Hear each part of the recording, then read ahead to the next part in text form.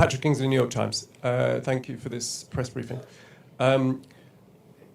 If the Philadelphia corridor was so important to you, why did the Israeli army not head for it first when you invaded Gaza in late October? If it was so important to you, why was it not even mentioned in the May 27th proposal that Israel made to the negotiators? If the disengagement from Gaza was so important to you, why did you personally vote for it at that time, before leaving government? And finally, you mentioned Israel not intending to administer Gaza after the war. Does that mean you can unequivocally rule out settling Gaza with Israeli civilians? First off, the reason why he probably voted for the disengagement of Gaza in 2005 is because of idiots like you, asking him hostile questions, telling him, oh, why don't you do this? Why don't you do that? Oh, why don't you get out of Gaza? Why don't you make a ceasefire? Like barraging him with this media attack. Like, yeah, you know, when you're constantly under pressure from the world to do certain things, it is harder to stick to your principles. And then when you go back, you look like a hypocrite. But, you know, at least Netanyahu is trying to sort of right his wrongs in some respect.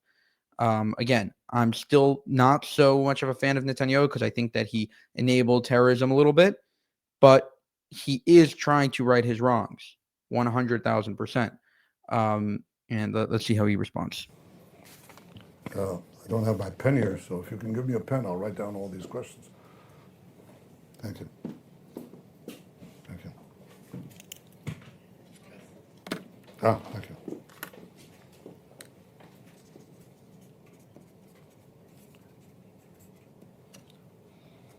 I explained that it was important enough that we had it. It was clear we were going to conquer all of Gaza, that we didn't have a choice.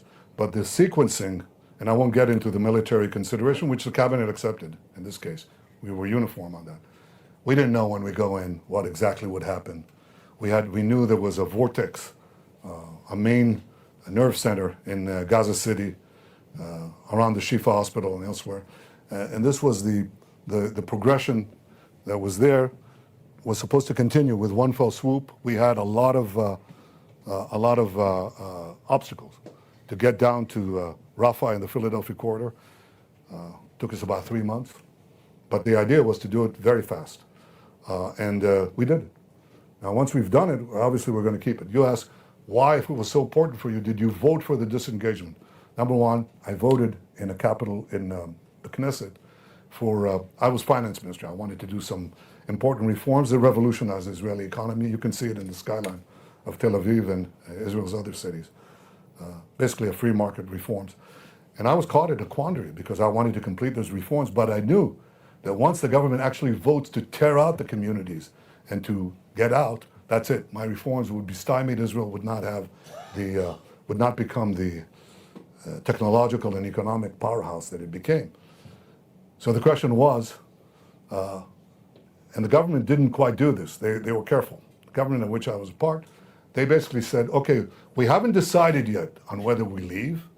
What we're going to do is create the possibility by the Knesset bills that if we decide to leave, there will be compensation for those who leave. That was the vote, the famous vote that people show on television. So anyway, when the actual vote came in the cabinet to leave, I said, you have to stay in there. You cannot leave the Philadelphia corridor. And I resigned from the government. So I voted against it. That's important. You asked another question.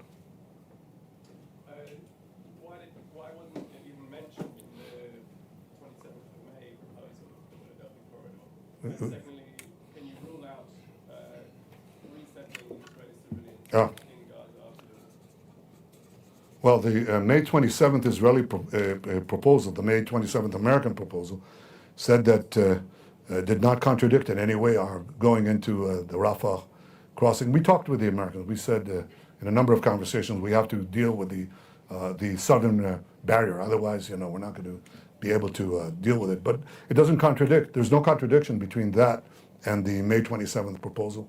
And we're quite clear about it. And I think the Americans know our position quite well. As far as resettling, I don't think it's a realistic goal. I said it. I said it in front of my cabinet. I haven't changed my view. And the people.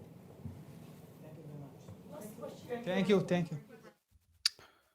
Again, brilliant responses. Netanyahu actually had a compliment from the great Elie Wiesel on his just ability to delineate his thoughts, his ability to speak incredibly well. And Elie Wiesel is, an unbelievable writer, academic, speaker as well, probably.